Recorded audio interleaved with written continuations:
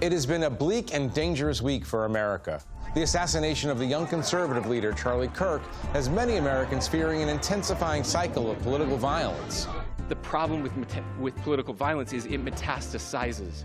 All 5 living presidents condemned the murder, but President Trump also condemned the political left, which he blamed for this terrible act. As we sort through the meaning and consequences of the Kirk assassination, we know one thing: citizens are stunned and scared, but political leaders have no ready solutions to lift the country out of this downward spiral. Next. This is Washington Week with The Atlantic. Corporate funding provided by Koo and Patricia Ewan for the Ewan Foundation, committed to bridging cultural differences in our communities. Sandra and Carl DeLay Magnuson, Rose Herschel and Andy Shreves, Robert and Susan Rosenbaum, Charles Hamowy through the Charles Hamowy Fund, Steve and Marilyn Kerman, and by contributions to your PBS station from viewers like you. Thank you. Once again, from the David M. Rubenstein studio at WETA in Washington, Editor-in-Chief of The Atlantic and moderator, Jeffrey Goldberg. Good evening and welcome to Washington Week. Officials in Utah announced earlier today that a suspect in the assassination of Charlie Kirk, a 22-year-old named Tyler Robinson, has been arrested. There's a great deal of speculation about his motives. We will try to be responsible here about not over-speculating, given the paucity of details so far. But what I can say with certainty is that America has a serious problem with political violence. The list of its victims, or would-be victims, is distressingly long and features figures from both the right and left, from Donald Trump and Supreme Court Justice Brett Kavanaugh to Pennsylvania Governor Josh Shapiro, and of course, the Minnesota State Representative Melissa Hortman and her husband, Mark, both assassinated in June. Joining me tonight to discuss the Kirk assassination and its fallout, Peter Baker, the chief White House correspondent at the New York Times. Laura Barrón-López is a White House correspondent for MSNBC. Susan Glasser is a staff writer at The New Yorker. And Tom Nichols is a staff writer at The Atlantic. Thank you all for joining me. Pretty bleak week, like I said. Let's start at the beginning. Peter, and I want everybody to jump in this. Let's talk a little bit about Charlie Kirk, who he was, and what role he played in the broader Republican ecosystem and the broader political ecosystem. Yeah. So Charlie Kirk was a 31-year-old, we call him influencer, I guess, these days. Provocateur would be another word. He out there galvanizing young voters, particularly on the right, to support Trump. He actually was not originally a Trump supporter, but became one of his most fervent. That's not unusual. That's not unusual in modern conservative politics. But at age 31, he had become a pretty significant force in young people's politics, and he became a friend not only of Trump but Donald Trump Jr., J.D. Vance in particular. J.D. Vance was so moved by this event that he ripped up his schedule, flew out to Utah to personally have the casket brought home on Air Force Two to Arizona. So even though Charlie Kirk held no office, never ran for office, had no position of power or authority in the traditional sense, he had obviously a network of people who he influenced. Now, he said a lot of things that got a lot of people riled up, right? And that's part of his, that was part of his style about race, about gender, about affirmative action and Islam and things like that. But he also enjoyed going to college campuses like the one he was at, even though he knew an audience there might include people who didn't agree with him, and he liked to mix it up. And he's become in this last few days, I think, a symbol of the toxic culture that we're in right now in politics. Laura, how important was he to the MAGA movement? Well, he was incredibly important. I mean, as Peter laid out, the president, the vice president, and a number of people across the White House credit Charlie Kirk for the increase that Donald Trump got in the 2024 election when it came to young voters, and more specifically young men, because he was out there engaging them online and in spaces where they felt like they needed to be engaged. The reason that he is seen as a divisive figure and why the left has had a reaction as well in this is because he has been known to make racist statements, to say that, you know, if he were to see a black pilot, he wouldn't necessarily trust their ability to fly a plane. He has also said that it was a mistake to pass the Civil Rights Act, and has definitely lobbed a number of attacks on transgender individuals. And so there's a lot across the LGBTQ advocacy space who are opposed to him. And I think you're seeing right now in the aftermath of his horrific and tragic killing that there are two things that are happening, which is the rightful condemnation that political violence across the board is wrong, should never happen. But then the administration and the White House and the Republican movement essentially trying to revise a bit of the history of his legacy. And that is something that is also being talked about right now. Tom, is that Charlie Kirk, to jump onto what Laura is saying a bit, provocateur, organizer, activist, troll, how do you understand his role and the actual things that he said, not the sort of the version we're getting, which is understandable given that he was just assassinated, but as Laura says, it's a complicated picture with some things that offended a lot of people and some things made a lot of people very happy. But how do you think about him in the social media landscape? Even when he was alive, he was unusual in that he said, as you know, Peter and Laura pointing out, some really awful things, but he did it with a certain amount of charm. He was kind of a happy warrior, which was different, I think, from a lot of the other MAGA leaders who came, even now, you know, come across as sort of angry and sour and combative. And what Charlie Kirk, I think, kind of patented almost was the ability to do this and seem likable, friendly, open. You know, the people that met him, even people that didn't agree with him, said he was always polite and so on.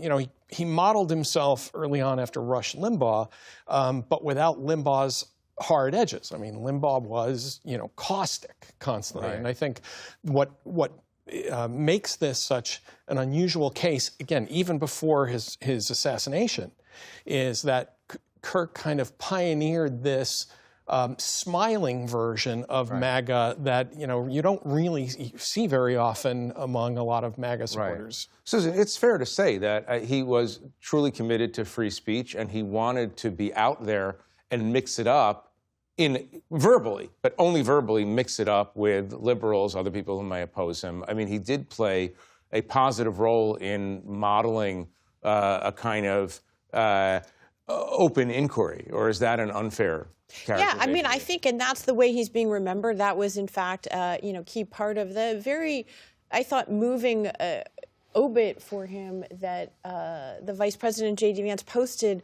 on X the other day. That's what he said, is that he exemplified this essentially constitutional virtue of free expression. He was on his way to a college tour around the country, not just at this university in Utah where this horrific killing took place, but he was headed to other universities where he was going to debate liberal social media influencers. And I think he's being remembered in that way by a portion of both the left and the right. But what's striking to me right now is that, you know, we're moving very quickly from the phase of who was Charlie Kirk, the man, the political activist, into the phase of canonizing him. He's going to be sort of the MAGA martyr, and he may mean very different things a year from now, 6 months from now, 5 years from now than he does right now. And it's very interesting in that context that while many in the left and the right are calling for this as a sort of a wake-up call, let's talk about the toxicity of our political culture,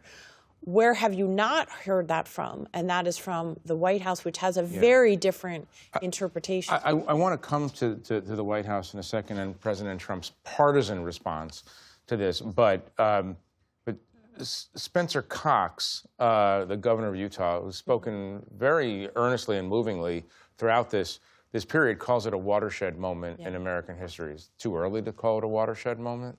Yeah, absolutely. What's interesting about Spencer Cox is that he is the definition of a non-MAGA Republican at a time when the party has, broadly speaking, been taken over by Trump and his acolytes, including Charlie Kirk. Spencer Cox is out there modeling a very different kind of Republican Party, almost a throwback vision of America. He has worked with Democratic governors on sort of de-polluting our public space. He gave an almost 10-minute speech when they announced the arrest of the suspect in this case, in which he palpably pleaded with Americans, especially young Americans. He said, get off your phones, get off social media. It's a cancer on our society. Yeah. And a lot of people are going to agree with that message, but it's not the Republican Party's message. I want you to watch that message from Spencer Cox, if possible. It was very, I haven't seen many politicians sort of name it so clearly as Spencer Cox did about social media.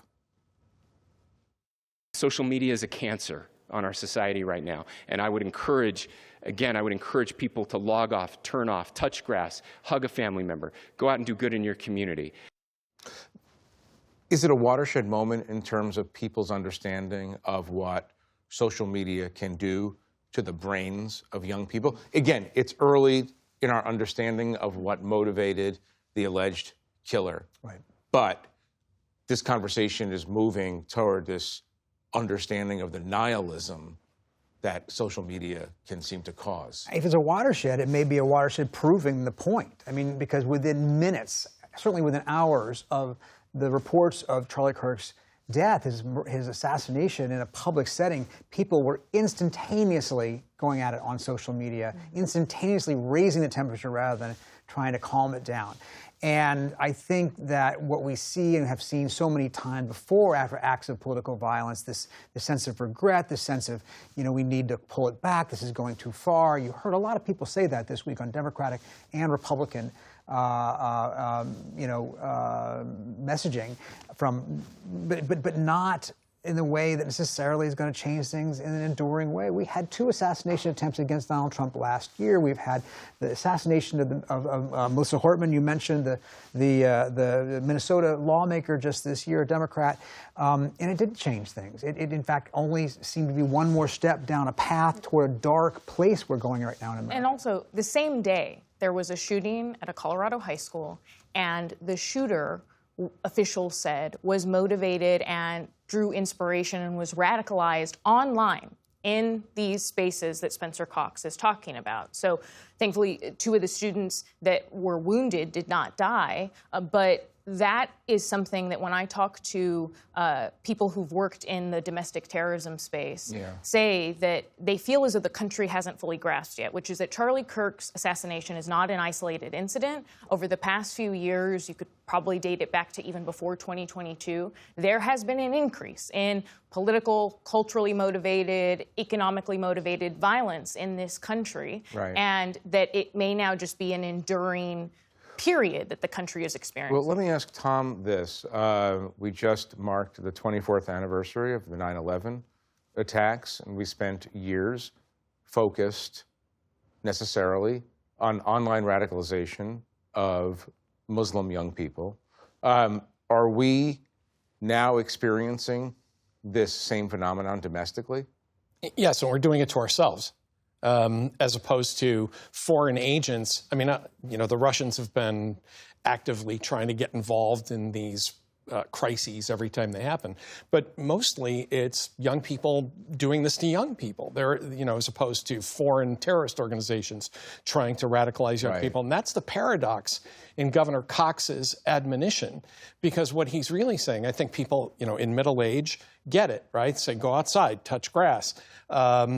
At the very top of the political spectrum, the president and people around him, they're not going to do that. But he doesn't touch a lot of grass. At the very bottom of it, young people, the young influencers, what he's really saying to them, what they're going to interpret that as abandon who you are, abandon your identity, abandon the only thing that gives meaning to your life. They're not going to stop doing that because being online and generating this kind of engagement is basically what they do. But I have to say, though, this conversation is so interesting to me because we're talking about social media as if it's the weather, which is we all complain about, but we can't do anything about. But the social media algorithms are controlled by a small number of people who live in the United States and who make sure that anger is the product that they're pushing out. And so we're talking, you know, right, it's just interesting to me. There's a kind of learned helplessness almost. Yeah, no, Jeff, I think it's a really important point. But remember, it's not just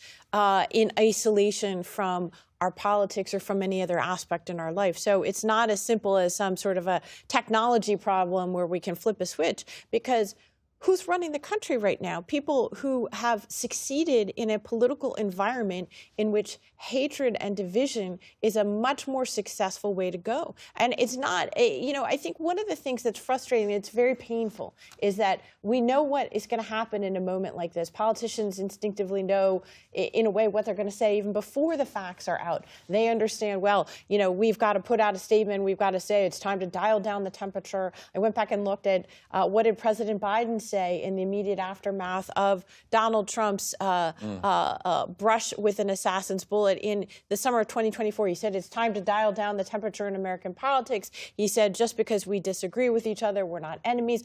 Those, you know, could have been used exactly in many of the statements this week. However, you have Trump and a MAGA movement that, you know, some portion of which, and certainly the president himself, believe that division is part of what people are responding to. They want him to talk about an us and a them. And that's not going to go away. President Trump understands the power of anger, obviously, as a coalescing force. If I could just add one thing that I think is key here, is that also in the first 6 or 7 months of this administration, the teams and the task forces across the government, including inside the Department of Homeland Security, that were designed and built up to prevent acts of domestic violent extremism have been gutted. They are gone. The main entity for that at DHS is totally gone. And the former people that work there that I talked to said that the reason that they're so important is because those are the teams that would work with states across the country to try to find off-ramps for young people as they were being radicalized online, and that they can catch them before they commit acts of violence. And presumably would work against left-wing variants of talking this, about all, as well as right-wing acts variants of political extremism. Well, let me stay on this. I want you to listen to President Trump who talk about who he sees as the blame here, who he's laying blame on. Let's listen to this. For years, those on the radical left have compared wonderful Americans like Charlie to Nazis and the world's worst mass murderers and criminals. This kind of rhetoric is directly responsible for the terrorism that we're seeing in our country today, and it must stop right now. My administration will find each and every one of those who contributed to this atrocity and to other political violence, including the organizations that fund it and support it. So there's no doubt that many people on the left have called Charlie Kirk and other people on the right terrible names, exaggerations. There's also a level of obliviousness to what Donald Trump said, because people in his own movement, including and especially him, have also used what we would think of in older periods of American politics as outrageous language to talk about adversaries on the left. He used the word evil even more this time than he did in his first term. I did a search of this in his public speech. He calls Joe Biden evil. He refers to his enemies as communists, as traitors, as treasonous. These are words that are, of course, inflammatory, just as the rhetoric on the left can be inflammatory about conservatives. But in Trump's mind, it's all on one side. Right? He wants everybody to think this is just about the left wing and have no conversation about his own rhetoric or the rhetoric of the people who support him. right into the memory hole the president's statement, as he gave that statement as if he has never called his opponents vermin, human scum, really, violent imagery and language. Even right after this saying, we have to find these people and do them harm, basically. And it is remarkable the degree to which the president kind of just waves a hand and says all of those things. That's just political rhetoric. What the left does is extremely dangerous and evil and so on. And if you try to stop him from saying it or his people, then you're canceling it, right? That's censorship. But the other side, obviously. And that's where I think we have to wonder whether this marks not just rhetoric from Donald Trump, and those were some striking words he used the other night, but I was really struck by his vow to go after organizations and groups that were supporting this. First of all, he talked about this being the radical left. That's the term he uses for the Democratic Party, which in essence is saying that said the this Democratic before we know Party, anything about the suspect. Right, so he's blaming, in effect, the Democratic Party for this killing without even having a suspect. But more importantly, it strikes me that Trump and a number of very influential MAGA figures have been out there calling for activities to investigate and defund the left, to go after their organizations, to use the government against basically the political opposition in a much more concerted, full-throated way. And are they going to take the moment of this tragedy and turn that into a government campaign against the political opposition? That's the implication of what Trump was saying. We don't know if he'll follow through. It seems like what we're seeing is the beginning of two streams of thought, a Spencer Cox kind of idea, which is everybody needs to calm down, and Donald Trump saying the problem is on the left. And obviously the weight in the Republican Party right now is more on the Trump side. We could talk about this all night. There are a couple of quick subjects I want to get to. One relates to this directly. Been intense criticism of Kash Patel, FBI director. Coming from some unexpected sources, prominent conservative activist Christopher Rufo said, it is time for Republicans to assess whether Kash Patel is the right man to run the FBI. He performed terribly in the last few days, and it's not clear whether he has the operation expertise to investigate, infiltrate, and disrupt the violent movements of whatever ideology that threaten the peace in the United States. Is the clock ticking on Kash Patel here? Rufo is a serious figure in the conservative movement, and he's not the only one. He wasn't the only one. Eric Erickson, a few others have come out and said Patel has to go. Now, whether that amounts to anything, if being incompetent and bad at your job mattered that much, Pete Hegseth would not be the secretary of whatever we're calling him these days. Defense. But war, defense. Until it's changed by Congress, the secretary I'm going with defense. That it is interesting that the first calls on this, and I think in part because this was one of their own. They didn't expect a conservative, their guy, to screw up the investigation into the assassination of one of their people. Right. And I think that actually mattered a lot. But there is, again, that kind of odd feeling 8 months in of who could have possibly put this guy in charge? Well, yeah. There's you're not going to believe what I'm about to do here, but I'm going to pivot to the subject of World War III and tell you that we have 2 minutes to talk about it. But the other news of the week, or another bit of quite dramatic news, was that Russian drones essentially invaded Polish airspace. The Poles don't think it was a Russian accident. Peter, quickly, how bad was this? What do we have to worry about? The Kirk thing obviously has sucked all the oxygen out of the room, but this is a huge thing, right? Because this is the first time in a very serious way that we have seen the war in Ukraine extend into NATO territory, because some of these drones were shot down by NATO planes. Right. That's a very serious step down that escalatory ladder people have been afraid about for a long time. And what does it tell us about Putin? What is he willing to do? He's certainly not willing to make peace the way we were told just a few weeks ago. Right. Tom, you're a Russia expert. A lot of years at the Naval War College studying Russian tactics. Mistake? Not a mistake? No. He's testing. He's pushing? He's definitely pushing. And, the Russian reaction when the Poles said this was no accident, they said, well, they're not ours. And if they were ours, well, we're willing to talk about it with the Polish. Well, if they're not yours, why are you willing to talk about it? Whose were they? Then whose were they? And Belarus, by the way, at least one senior Polish military official thinks this was a joint Russia-Belarus operation because some of those drones came from Belarus. So if it was a mistake or if they were lost, they went the long way around to get lost. This is Putin saying, I am willing to risk escalation. Right. I don't care. And you, more importantly, he's saying NATO and President Trump, you don't really have the guts to deal with this. Susan, do you think Trump is up to the task of confronting Russia on this incursion? I think that's already been asked and answered, Jeff. Donald Trump said just today, he said, well, this is primarily Europe's problem. So if this was a test that Vladimir Putin had to see what the response of the United States was, he got his answer. The answer was essentially close to nothing. And that is very worrisome if you are Europe right now and you understand that you actually need an enormous military buildup in order to compensate for an America that has gone missing. And I think that's what we're looking at right now is an America that guaranteed Europe's security and has gone missing when the security is called upon to be there. Well, we have a lot to talk about, and we'll be talking next week about these subjects, but we're going to have to leave it there for now. I want to thank our guests for joining me, and I want to thank you at home for watching us.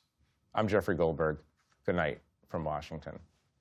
Corporate funding for Washington Week with The Atlantic is provided by Consumer Cellular. Additional funding is provided by Ku and Patricia Ewan for the Ewan Foundation, committed to bridging cultural differences in our communities.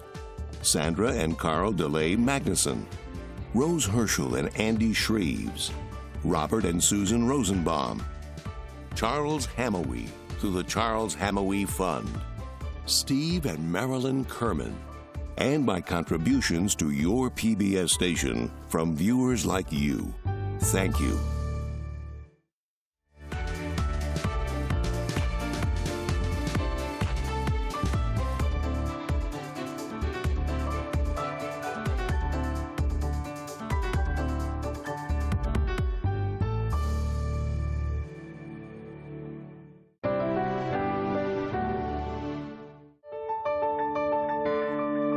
You're watching PBS.